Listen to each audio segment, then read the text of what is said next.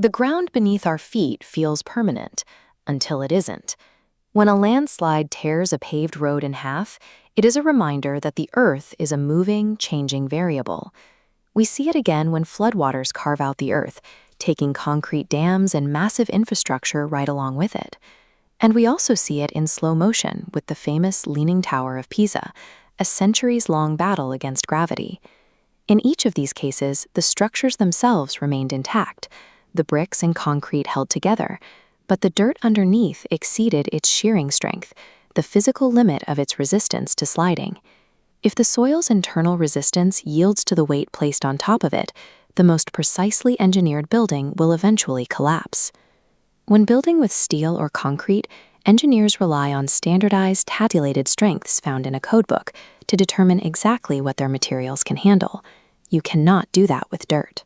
Soil strength cannot be tabulated in standard codes because it changes based on moisture levels, sample depth, and the specific load applied.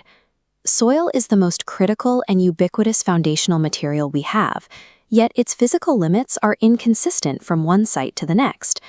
To guarantee a building won't fail, engineers must perform a site-specific analysis, measuring the exact physical properties of the ground for every new project. To understand how soil resists weight, we must look at its micromechanics. Soil is a collection of millions of individual particles interacting under stress. The first pillar of its strength is interlocking. This is how jagged, irregularly shaped grains physically wedge against each other to block movement. The second is friction, the resistance generated when individual grains slide or roll against one another. The final pillar is cohesion. In fine-grained clays, the particles have a chemical-like stickiness and mutual attraction that holds them together without outside pressure.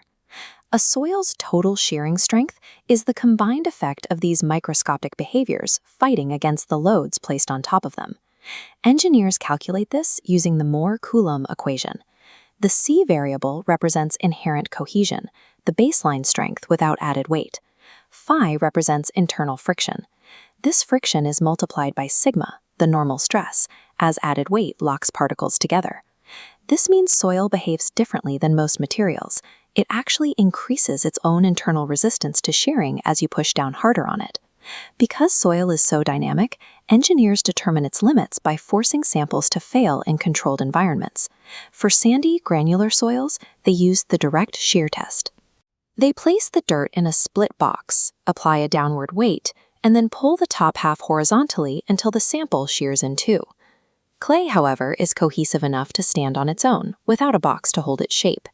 This allows for the unconfined compression test, where a cylinder of clay is slowly crushed vertically to measure its innate cohesive strength. Sometimes digging up soil ruins its natural interlocking structure, so engineers must test the ground exactly where it lies. One method is the vane shear test. A four-bladed steel tool is pushed deep into the earth and twisted. The torque required to twist the tool until the soil breaks gives engineers a precise measurement of its strength in its natural state. At a macro scale, the depth and complexity of a foundation reflects the immense forces at play. Whether a structure is anchored in friction-based sand or sticky clay, the shearing strength of that ground is a property that must be measured and respected. Lab data is translated into mathematical models to map out exactly where the earth might yield under pressure. These geometric models calculate the exact load the ground can take before the internal slip circle gives way. The scale of modern architecture depends on this invisible calculation, aligning the weight of our cities with the specific, shifting limits of the earth below.